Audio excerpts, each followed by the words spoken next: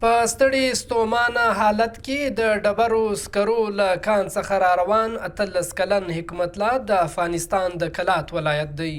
په کان کې د کار لومړنۍ ورځې دي. په دې کان کې د مرګ او ژوبلیدو خطر هر ورځ په سترګو ویني او په دې نه پوهیږي چې راتلونکی به یې څنګه وي، خو په دې پوه دی چې دا وخت یې ژوند له کړاوونو ډک دی. دلته خپله مزدوري کوو، 15-20 سوه روپۍ راکوي، لاندې شوکېږو، 4-4.5 زره فوټه هلج ده. دومره ګرمي ده، سړی دغسې ناست یم په خولو کې لوند خېش شي. مخ خواله په سترګو ووینو لاندې ورشوکېږو، دا رقم کار دی. مرګ هم ورسره تړلی دی، ژوند هم ورسره تړلی دی. بس خوند یې نشته. 4-5 میاشتې تېرې کړو، بس 1,20,000 روپۍ راباسي، بس په دغه باندې بېرته ولاړ شو کور ته. د بلوچستان ایالت د کولی یا د ډبرو سکرو په کانونو کې د ځایي مزدورانو ترڅنګ په زیات شمیر کې افغان کډوال د کان کیندونکو په توګه کار کوي. د حکمت الله ترڅنګ د افغانستان د زابل ولایت نیاز محمد هم د بلوچستان په دوکۍ ضلع کې د سکرو په دې کانو کې په سلونو مترو لاندې ځمکې څخه د سکرو په رایستلو کې له سخت کار سره مخامخ دی.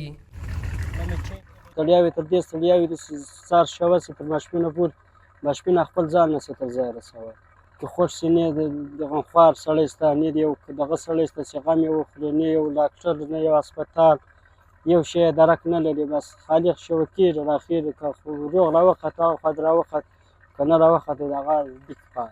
دا د بلوچستان د دوکۍ ضلعې د کولی کانونه دي. دلته د کان کیندونکو په خبره د دوی لپاره اولنۍ اسانتیاوې د نیست برابرې دي. دوی هره ورځ خپل مرګ په سترګو ویني، خو یوازې مجبوري همدغه ده چې د خپل رزق ګټلو لپاره له 100 متره لاندې د کولی له کانونو څخه دغه کولی راباسي. د بلوچستان په 6 ضلعو کې د ډبرو سکرو په 3401 نومي کانونو کې تر 42,000 زیات کان کیندونکي کار کوي چې هر ورځ د میلیونونو روپیو په ارزښت زرګونه ټنه سکاره راباسي.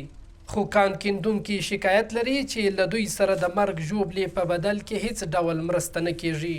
خو بل لور ته بیا ځایي ټیکهداران وایي چې دوی د کانونو له مزدورانو سره د مرګ ژوبلې د رامنځته کېدو په صورت کې کافي مرسته کوي.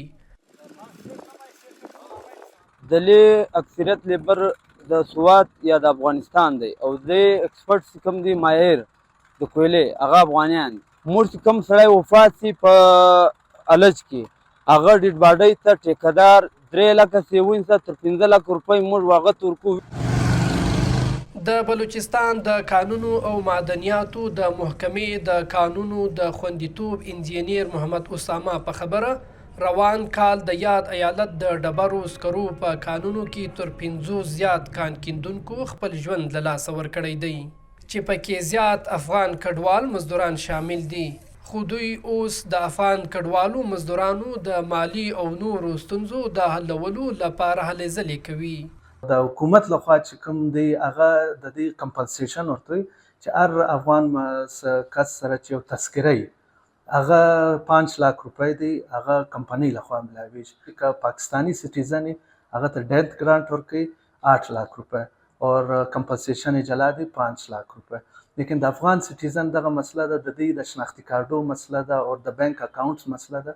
نو دغه چې ایشو دی دا ریز شوی دی، نو ان شاء الله په دې به یو جلد یو کاروایی یا یو ریزلټ به د دې غم راوځي.